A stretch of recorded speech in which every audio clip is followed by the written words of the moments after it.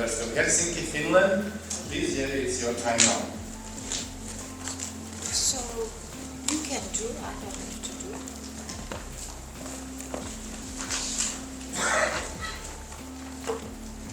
It's here.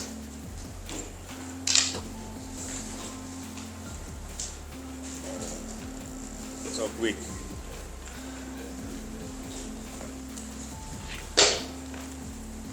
So good afternoon, everybody. Nice to meet you again after the lunch break.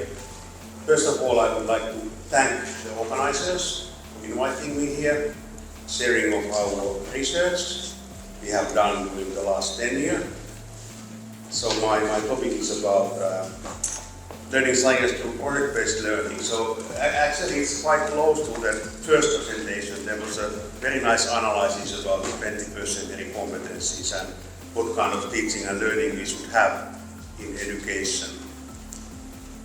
And this is also what I'm reporting you is about the United States-Finland collaboration. We get funding from the US Science Foundation and Finnish Science Foundation, and we have been collaborating in this project I am introducing to you.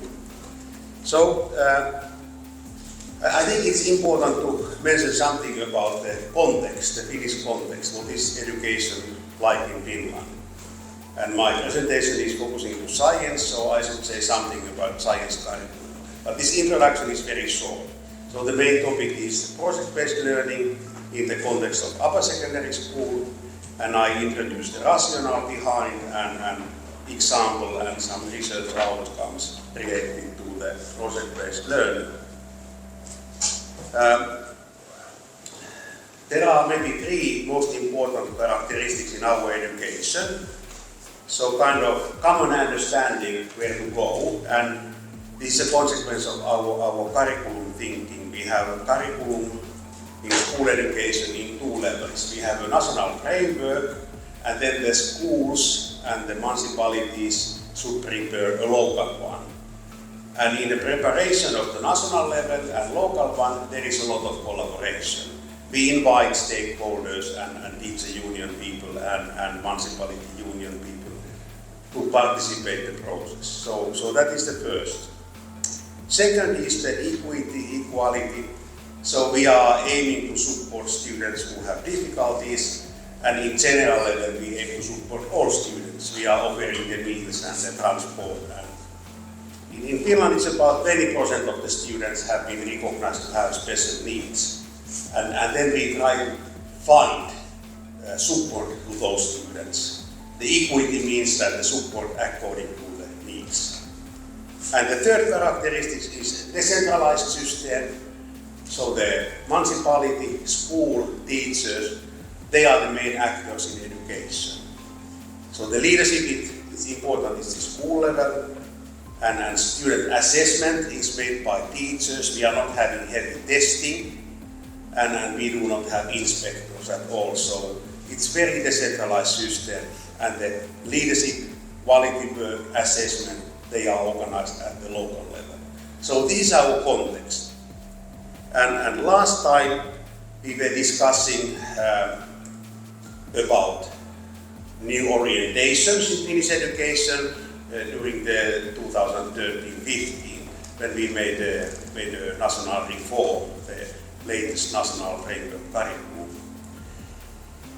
We had a very similar discussion than in the first presentation, what kind of education we need for 21st century, and what are the challenges and what are the needs. And then we were discussing that what are the competencies students have to learn at school, and what kind of practices are giving those competencies. This is also very similar than in the first presentation. But we are also discussing a lot how we implement new ideas to the school, and how we support teachers to adopt those new ideas. So how to help teachers to develop readiness for teaching those new ideas. So that was the discussion. So I will not discuss so much about this 21st century movement and the competencies, because they come very clear from the first presentation. But what is clear, what the OECD is very much emphasizing, is that there are dramatical changes in the working life. according to the OECD Employment Outlook 2019, 14% of the current jobs at that time will be automated and 30% of the jobs will be radically changed. So what to teach at school and how to support the young next generation to become ready for the working life. This picture is outlining the idea how in Finland we are looking for the curriculum. So we invite people at the national level for discussion and looking together for the common future. And then it's happening about the same way at the municipality level. So people looking at the curricula, what are the competencies, and we name them as transversal competencies. It is almost a synonym to the 21st century competence or generic competence, but we give that name.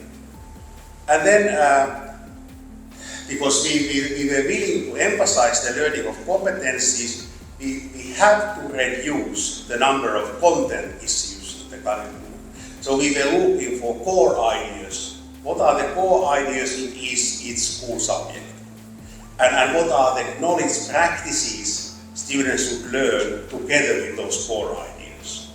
So that is the orientation in our discussion and what we were looking in our curriculum work in 2013-15. And then science. My presentation is about science education, so I have 2 slides about what are the core ideas in science curriculum. So first, the idea was that we outline the kind of transversal competencies in general level, and then all school subjects should take those ideas to the subject-specific curriculum. And there are altogether 6 that kind of transversal competencies, and one is the use of digital tools in education. But the competence was not that students should learn how to use digital tools. There were more deep ideas. So the curriculum emphasizes the learning of transversal competencies through the use of digital tools and media in education. And in detail, students should be able to use digital tools in a creative way. So it's important how they are using it. And they should use them while they are collaborating and networking, and also they should use the digital tools when they work with the data, information and knowledge. So it's very clear orientation how the tools should be used in science. And in addition, there are ideas that what kind of pedagogy should be used while we are guiding students to use digital tools in that way. So the critical and creative knowledge practices are important to employ. So generate ideas, for example, it's a creative knowledge practice, or planning investigation, collect data and analyze that. It's a critical knowledge practice. And it's also used for as mentioned. And the collaboration in learning is important, and artifacts.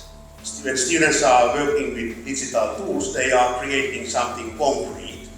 It could be a Lego robot, it's very concrete, or it could be a scientific model. They are collecting the data, modeling, so the artifact is the model.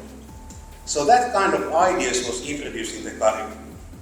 So I was willing to tell that before I go to the project-based learning, because I am willing to show that the project-based learning is a nice answer to the curriculum aims. So it's very much in line what we are emphasizing in curriculum. So I already mentioned that because we take those transversal competencies seriously and we emphasize them in curriculum, we should reduce the number of content issues. And that was a guideline that let's take only those which are important. Okay, how we know what are important. So in United States they call them core ideas. It's not the same as concepts. It is more than concept. For example, conservation of energy is a core idea. So the energy is concept, but what is the meaning of that? So the conservation of energy, that's a core idea. So the core ideas are important across the science and engineering domain. They are used in many situations. They are explaining things. They are generative. You are using them while you are planning investigation or when you are solving problems. They are relevant in personal, local and global context.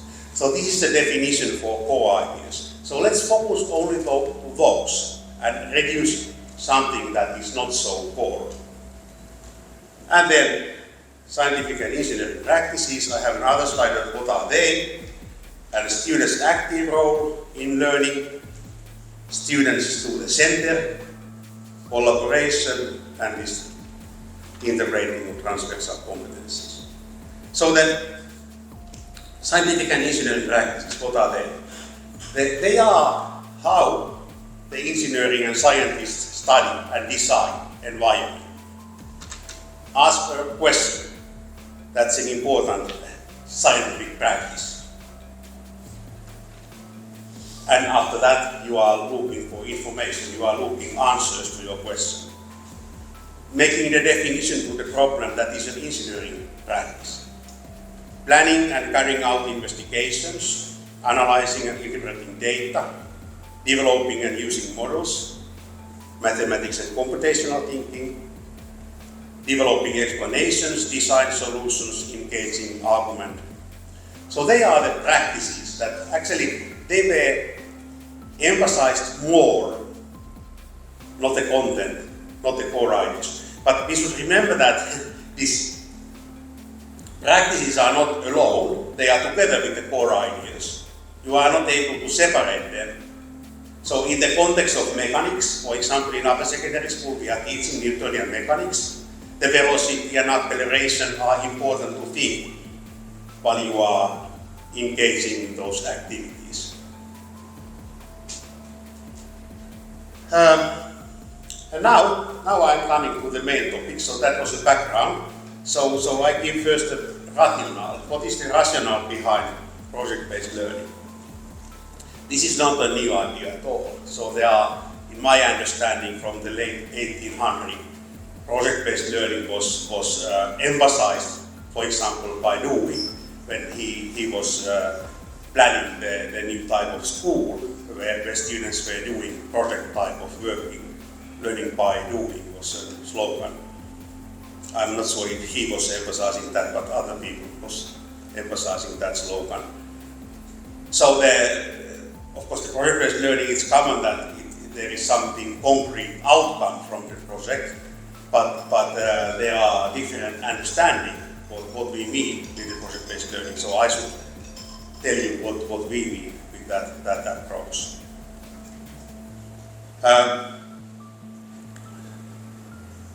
But the focus in project-based learning is that we guide students to make sense of phenomena, or we guide students to design solutions. So I'm not focusing today to this design solutions, that is an engineering part. It is emphasized in the curriculum in Finland, but it's not enough time to focus all parts. So I'm focusing on the making sense of phenomena. And the project-based learning, how I understand it, for example, the Blumenfeld and Kratzik and those US researchers, I'm reviewing on them. And they emphasize the learning science research. What is the learning science research telling us about student learning? For example, these two books, How People Learn number 2. So that is the kind of rationale behind project-based learning, in my understanding. But I'm not blaming others because it's used in a many ways and many different situations, but that's the background in my understanding. So, in a nutshell, I'm not going through the two books, but I just make a kind of summary. So, according to learning science research, learning could be supported. So the learning is happening in individual mind, but it could be supported in many ways.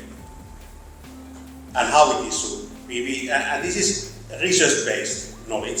It's not opinion-based. So the students' active role is important. Students should be active in planning. They should be active in doing learning and evaluation or reflection. They should be active in constructing the new knowledge. Intention is important. And when we are discussing about intention in the school context, the curriculum aims are important. So this means that we have to motivate sometimes students or support the development of interest in order to have this intention toward the curriculum aims. Contextualization is important so that the learning is not happening in kind of without context. It's always happening in many types of contexts, the classroom context, but in science education maybe we are most interested that we are somehow able to connect the learning of topics to the everyday life, phenomena that's happening around, in technology, at home, and maybe tomorrow you get nice experiences how to contextualize learning through out of school education. So somehow establish need to know feeling for students. The previous knowledge is important, how to help students to become familiar with what they already know and what kind of experiences they have from the topic. So collaboration, interaction, reflection are important. Artifacts, which are kind of external representations of the learning task. Something is coming out from the learning process. And then use of knowledge in new situations. So this is coming from the research, and the project-based learning, how I understand it, it really focuses on those ideas. But for teacher, it's much easier to know kind of syntax or some kind of procedure called project-based learning, because it takes into account those ideas.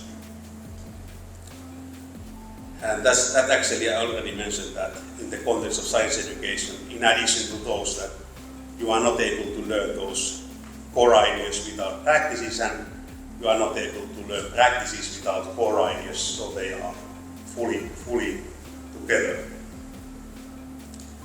And then I have one slide about the project-based learning. So it is not a kind of order of things that you have to follow or do first this and this. It is not that kind of description, unfortunately, because it's not possible to give.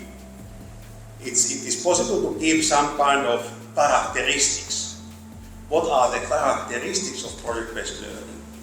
And there is a huge freedom for teachers to decide the teaching and learning according to project-based learning. But these are the kind of characteristics. The driving question, it is contextualizing somehow, it is connecting the topics to the life connections. It is also somehow make the learning goal-oriented, intention is important. It is telling that the next 3 weeks we are focusing to that question. During the last 2 years we have been doing research on climate education and in the city of Helsinki and with the lower secondary, upper secondary students, and the driving question has been that how I, as a student, how I can support the city of Helsinki to achieve the carbon neutrality aims 2030.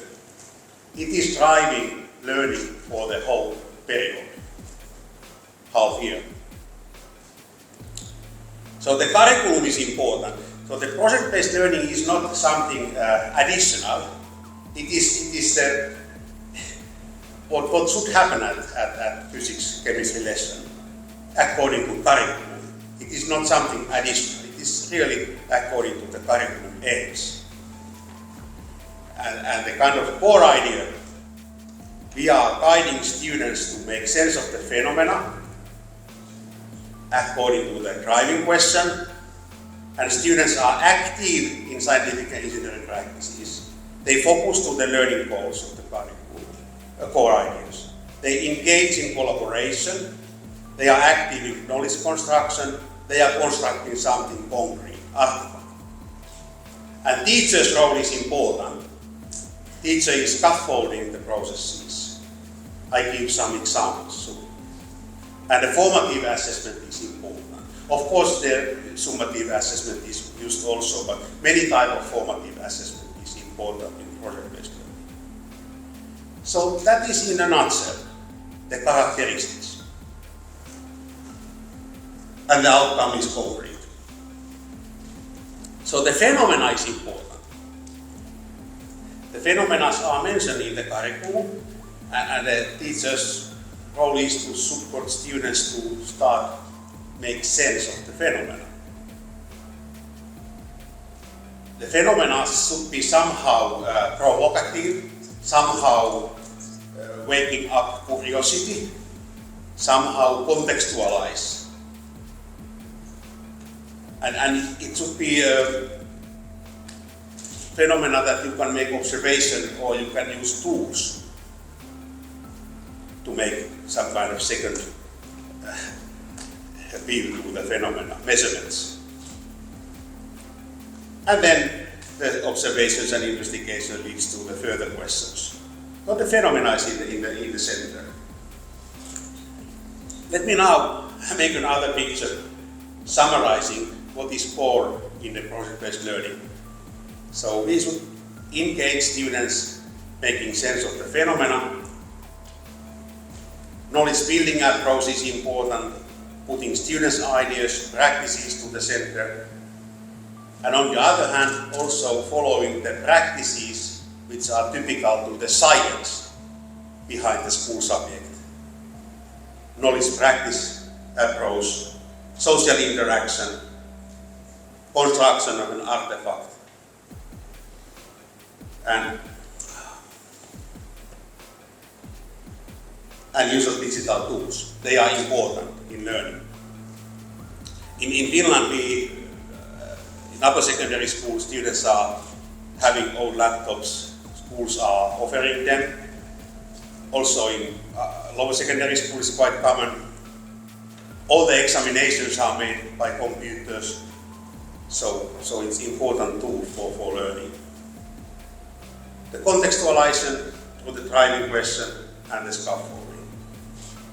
So that was the introduction to what's behind project-based learning. And now let's take a look how it is organized in practice. So my example is from the first grade 10, it's the first year of upper secondary school. It's quite similar, could be organized in the lower secondary level. So the aims, what our curriculum is emphasizing in the context of basics of Newtonian mechanics are like this. The students should analyze data on the motion and recognize when an object moves with a constant or changing velocity. So the aims are aiming to connect the concept, core ideas, and the practices. And they analyze the relationship among the net force on a macroscopic object and its acceleration. And the third aim, they apply scientific and engineering practices. So they are the curriculum aims. And let's have a look, an example, how teacher was planning together with us researchers the teaching module in this context.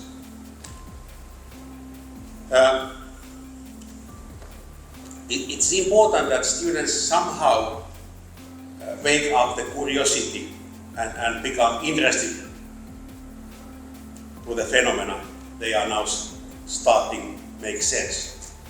So the teacher starts with a demonstration and text it what they are speaking, it is in Finnish, but anyway, might be interesting to see how this it looks very simple, but anyway, it's cognitive quite demanding.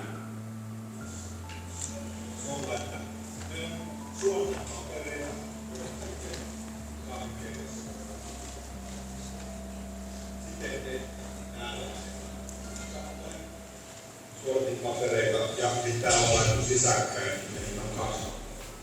Ja voidaan lähteä pudottamaan. Samalta korkeudelta yhtä aikaa. Voidaan havaita jotain.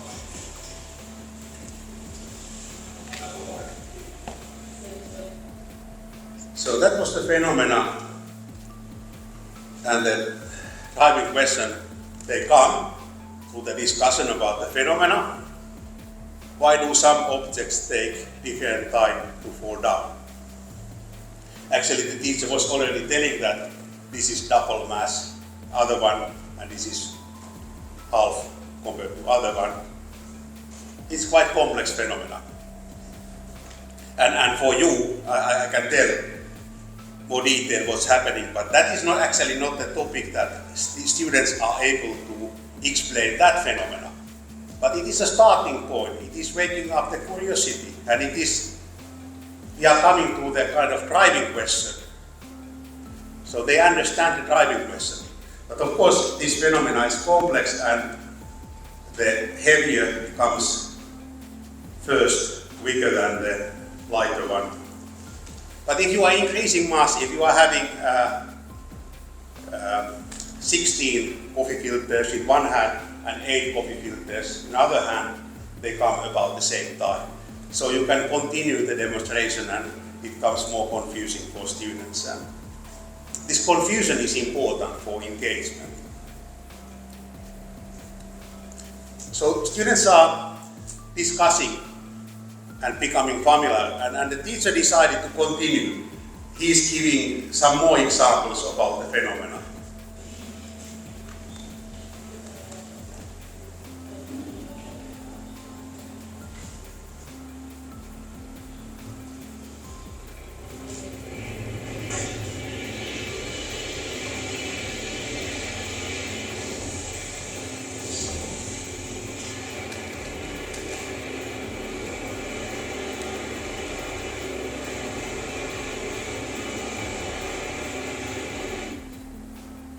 And then they come to the situation that teacher is guiding students to ask relevant questions. So they have seen the phenomena, and the idea is that students are starting to make sense of the phenomena, but before they are able to do that, they should ask relevant questions. So the teacher is guiding students to discuss about the questions that you might later on make research, investigations. It doesn't look so strange, but this is how it looks.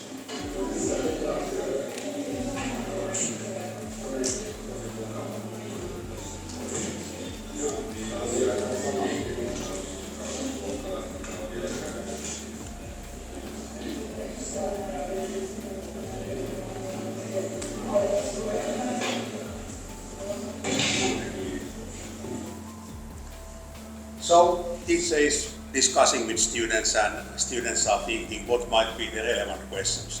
And later on, teacher is asking two groups together.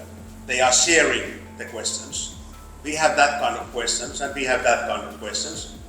So how to combine them? What are the most relevant questions? And later on, there is a classroom level discussion. Communication is important. Students are communicating the outcomes of the discussions, first in a small group and later on to the whole group. And it's quite obvious, it has been happening in many lessons, that they come to the idea that it might be useful to classify the questions.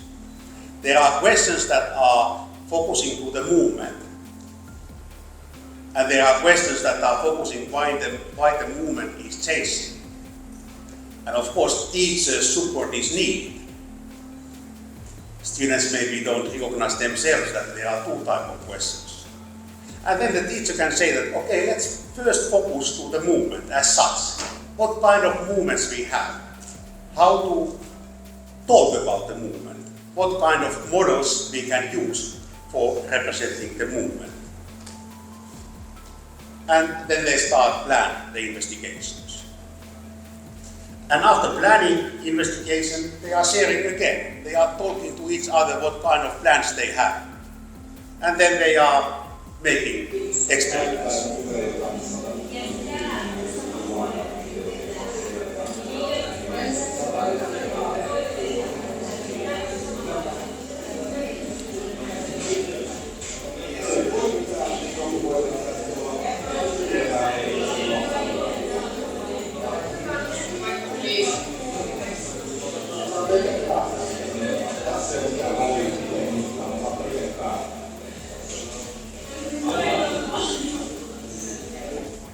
So the computers are used in many ways.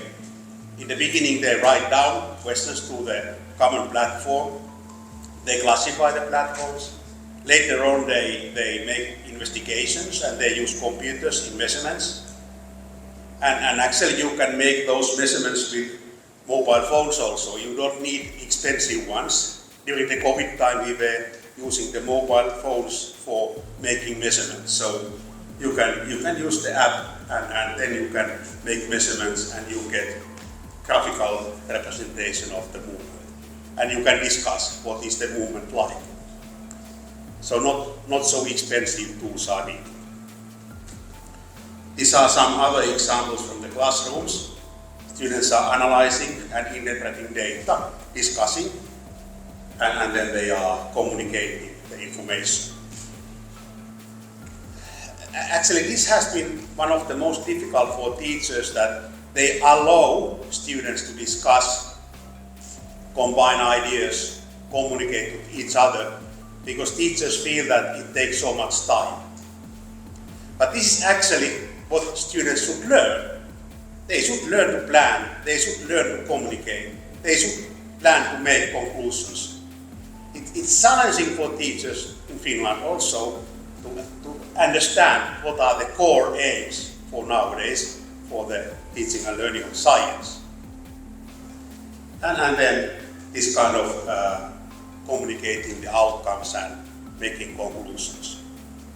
So altogether this Newtonian mechanics takes some 5 hours. In this school the lesson hours are 90 minutes. So 5 times 90 minutes. It's quite much time. But in addition, of course, the use of knowledge in new situations, some traditional calculations are needed. So why collaboration? That's important for teachers to remember that. Why we need collaboration, why we need discussion, why we need sharing. The Vygotskian name was named in the first presentation. I like also the Vygotskian ideas. So, in the collaboration situation, students are using language to express their ideas, debate, come to resolution, synthesis, debate about the viability of the evidence, work together, make meanings, build explanation, and they are learning from each other. But of course, when they are, you can see that other students have a different ideas and a different idea, and they should come to kind of conclusion. Then we need teachers, because they are somewhere in the proximal development zone. So teachers' help is needed in this discussion. So teacher scaffolding. But it's not clever that a teacher is giving ready answers. This is also another challenging situation for Finnish teachers, that how to avoid to give ready answers, how to support students to negotiate, come to the conclusions. So we have guided teachers to ask that kind of questions. What have you done until now? How you justify your conclusion? On what basis do you think this is true? And that kind of things. So it's like a little bit indirect scaffolding. Okay, now you know what is the rationale behind project-based learning, and I have given an example. and we have done similar projects with teachers. For example, the latest one is in the context of climate education. And I already mentioned that for teachers it is challenging, yes. We quite recently published in the International Journal of Science Teacher Education paper about how teachers learn and how long it takes. For one teacher it takes 3 years to learn project-based learning, and he needs support also. But we are not focusing to teachers now, we are focusing to the students. So let's have a look what is the benefit of the project-based learning. What is engaging students and what they learn. So the engagement is important. Without engagement, individual is not learning. He or she should engage in learning, and he only can affect the learning. And what is the meaning of engagement? We have followed the Csikszentmihalyi idea, the flow theory, and in this theory the engagement is a situational momentary experience which varies, it's not stable, from intensity across different domains and situations. And there are certain preconditions. In order to have students engage in learning, there are 3 preconditions. The situational interest is number 1. Students should have an interest towards the topic. He or she should have enough skills in order to make progress. But there should be also a challenge. And it's very important this challenge and skill are in balance. In general, the research on engagement, it emphasizes the behavioral engagement, the cognitive engagement, and affective engagement. The situational interest is affective component, and the balance between the task-related challenge and the resources you have, that makes the cognitive component. And challenge is important. Appropriate challenge is the engine that makes progress in your learning.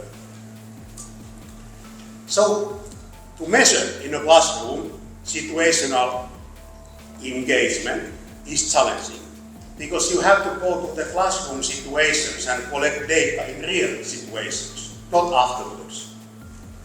So we have used mobile phones, so we give phones for students, and we download a software called Paco, and this is the way how we have collected the data. The phone is making a signal in random situations, or sometimes we decide that it happens in 15 minutes, 30 minutes, 45 minutes. So you can decide, is the signal coming in random or in kind of decided situations. And then we have used so-called ESM surveys. They are, meaning is experience sampling method survey. And we have been asking a couple of questions in real situations.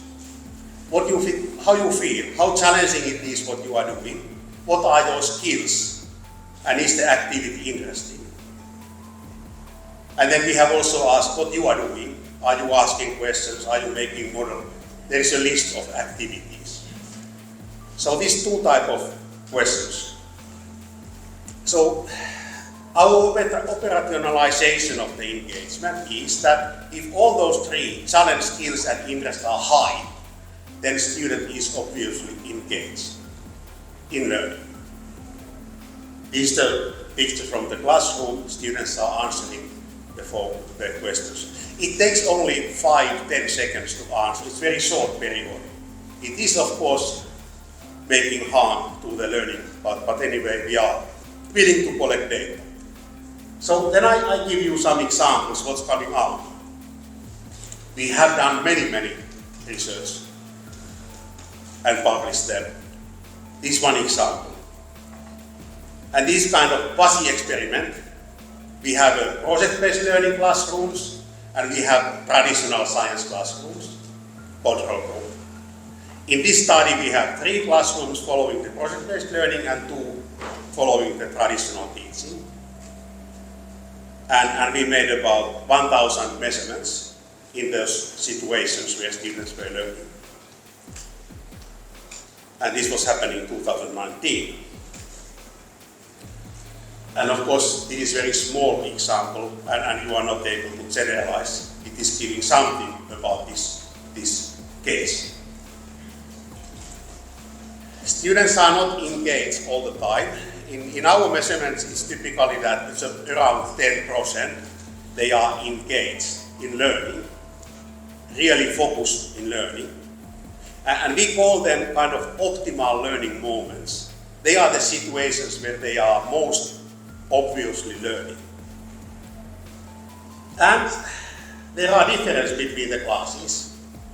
Some teachers are more skilled in engaging students, some are not. So we are not publishing these results directly to teachers, but for you, that there is a variation between teachers. And of course we have discussed and support teachers to find solutions how to scaffold the teachers, students and support their engagement. And then of course it is interesting what about these scientific practices, because they are emphasized in the curriculum, they are emphasized in the learning science research outcomes. How engaging are those practices situations for the project-based learning and the control? So we can see that typically the situations where students are doing scientific practices, they are more engaged than in others. Especially the project-based learning group, when they are asking questions and developing models, they are really engaged. Of course, the other group is also engaged, for example, planning investigation and conducting investigation. They are following the kind of guidelines, ready guidelines. They are engaging. Students are making investigations. But you can see that for project-based learning group, there are many more situations which are engaging. It's a positive message to us that engaging students to scientific practices, it's engaging students in learning. Okay, but it's not enough that they are engaged, are they also learning? So we made a questionnaire. It was a long process.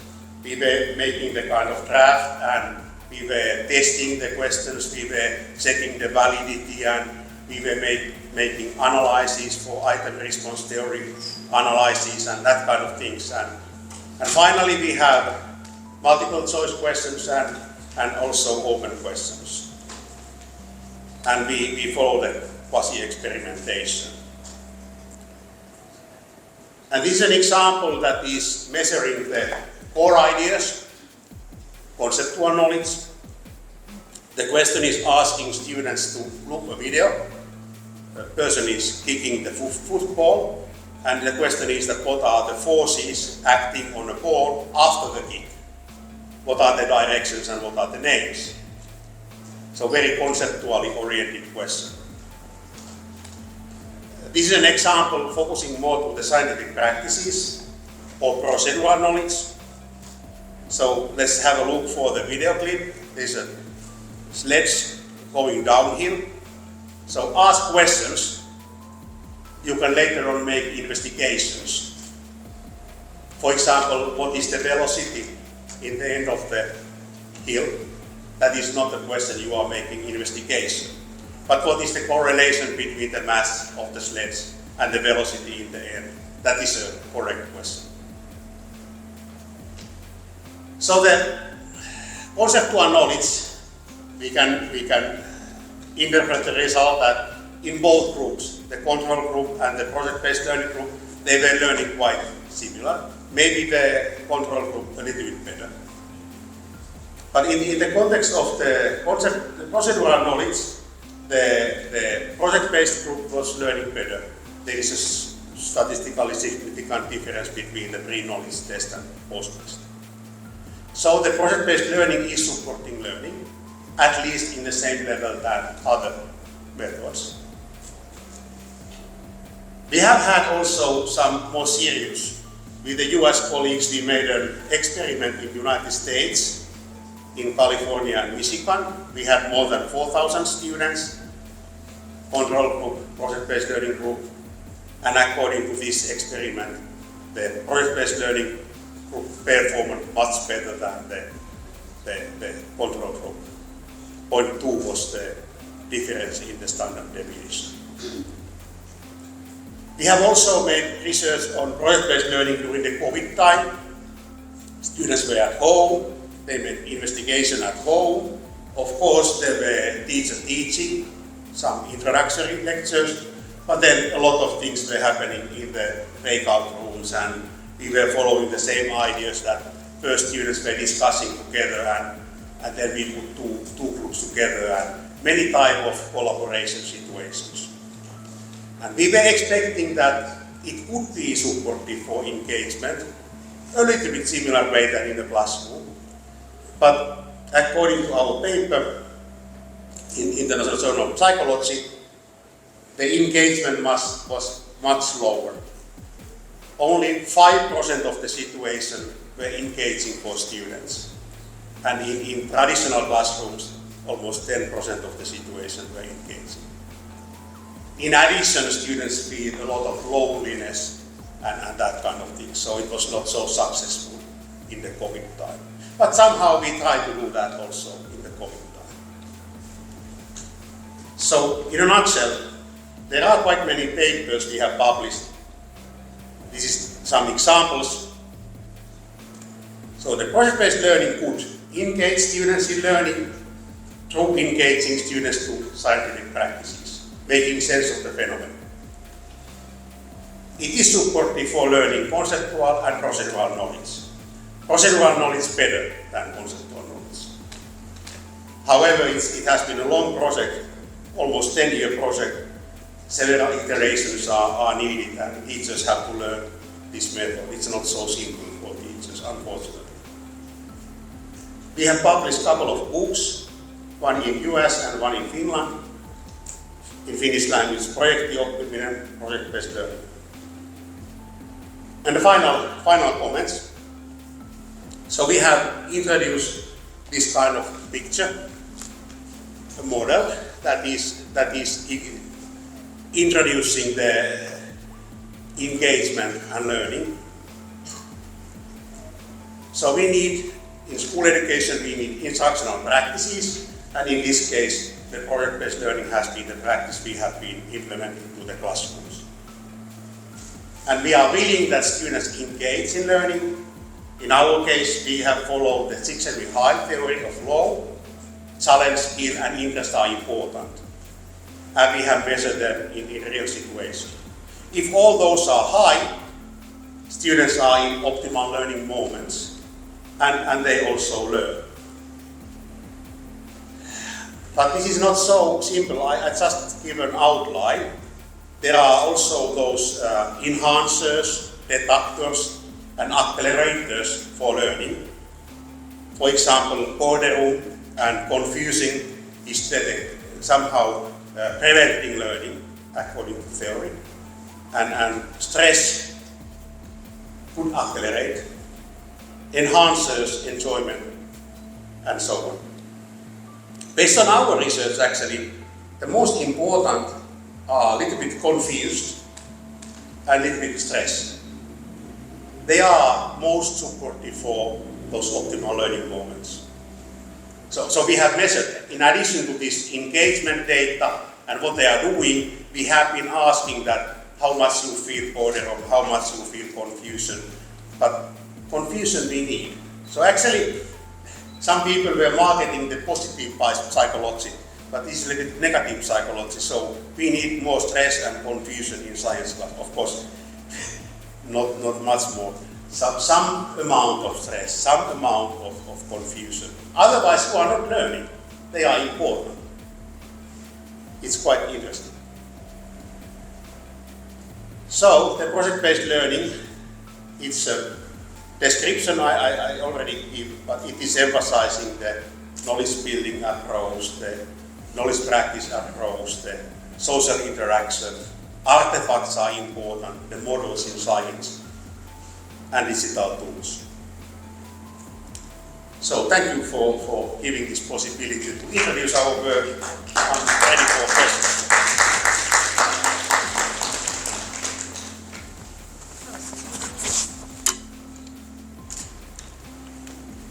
Questions, please. Paola. Oh, okay.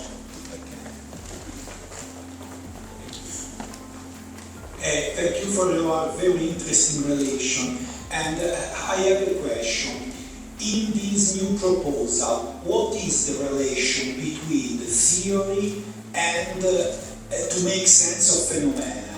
I mean, it's clear that you can say, I launch two bodies with different masses from the same height, and I see that they arrive in different times, y, etc.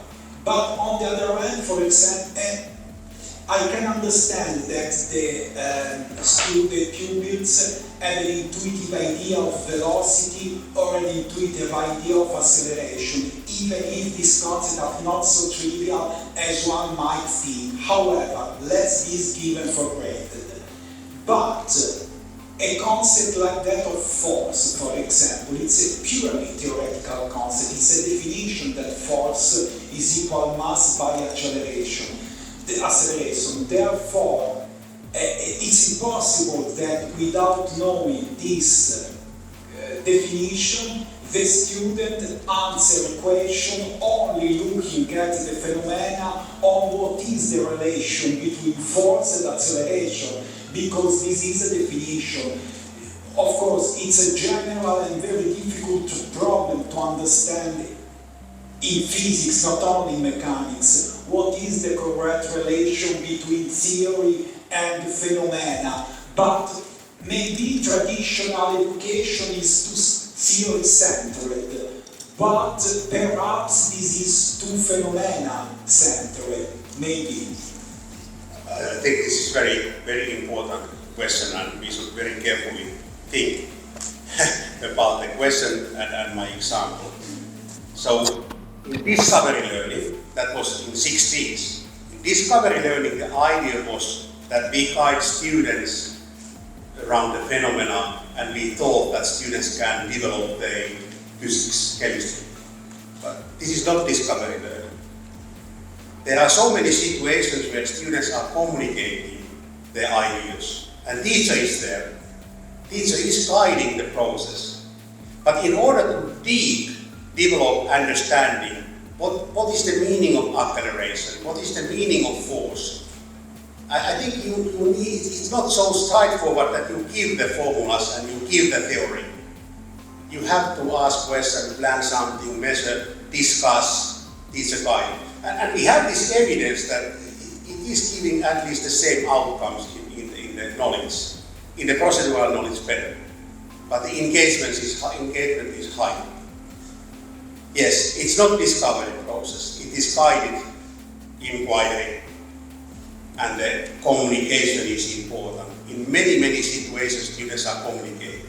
And it takes time, and teachers feel that it takes too much time. That is the challenge when we are developing education. To make sense of the phenomena, that's the slogan in curriculum. We should guide students to make sense of the phenomena. The curriculum is guiding that. But if we look for the learning science research, this is actually summarizing, making sense of the phenomena. The contextualization is a phenomena. They are engaging, the previous knowledge is coming to mind when you are asking questions, and teacher can make comments to the previous knowledge. And then the practices are there. Students are active in planning, making, and reflection. There is interaction, collaboration. It's very much what the research on learning is telling us what is important. But yes, discovery approach is not possible. And it's a lot of evidence for that. That's not making sense. But I think this is very important to discuss also with teachers several times, that kind of discussion. Thank you, Jari. More questions? Okay,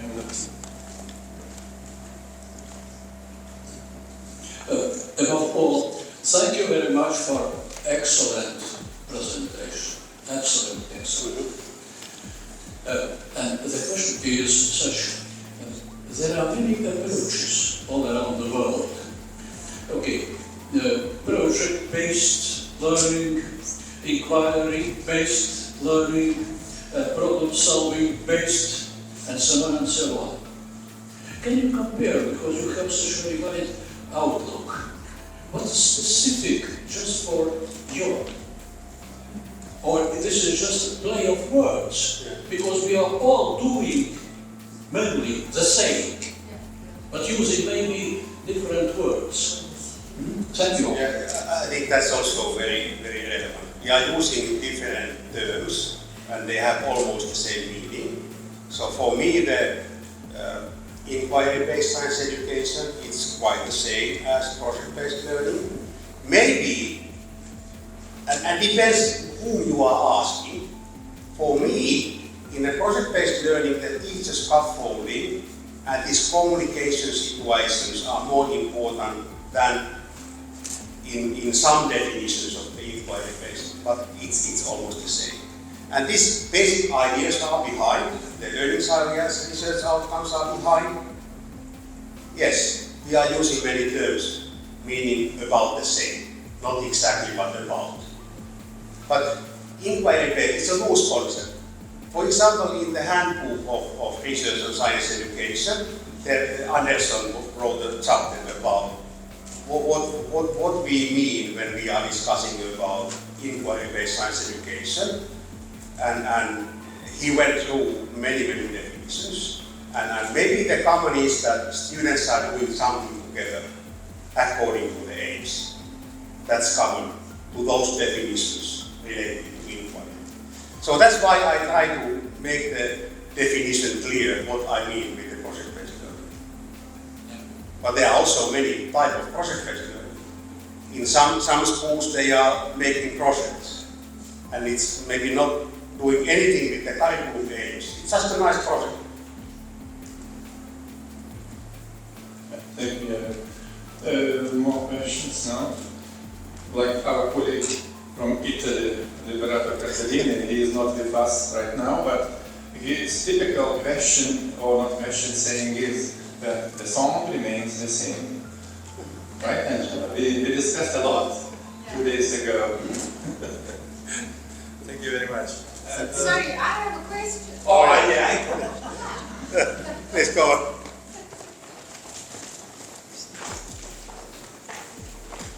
Thank you. I noticed that the voices of the learners are silent. Why? Mm-hmm. You recognize the voice of the learners? I don't hear them. There's no voices. You don't speak about the learners. Learners? The children. Can you please? The students. The Yeah. students. The voices of the students. Yes. This I experience. don't see work. Yeah. This experience sampling data, it is the voice of the students. They have reported many times in a lesson how engaged they are. That is the voice of the student. Also the questionnaire measuring the learning outcomes, that is the voice of the students. Of course we have also interviews, but I'm not able to go to all details in 1 hour. So Yeah. the engagement data is voice of the students, and learning outcomes, it tells about the learning. They were the voice of the students. And of course, there was in the video clips, there were also voice of the students, but that was Finnish, Yes. unfortunately. I think from the perspective that I'm asking about is about the stories that they can be telling about their own learning. Yeah. Because the interviews are from the teachers and it guides what the children are going to say. Is there anything that the children just say for themselves? That's good comment and good question. But you know that when you are interviewing, then we are asking students to recall the situations where they have been. For example, if we are looking for boys and girls, it's coming quite often that girls are less interested about physics than boys, if we are interviewing them. But I didn't report about that. In our ESM measurements, when the students are thinking how interesting is something just now, Is it challenging just now? Do I have skills just now? There is no difference between boys and girls. The girls forgot that they are girls.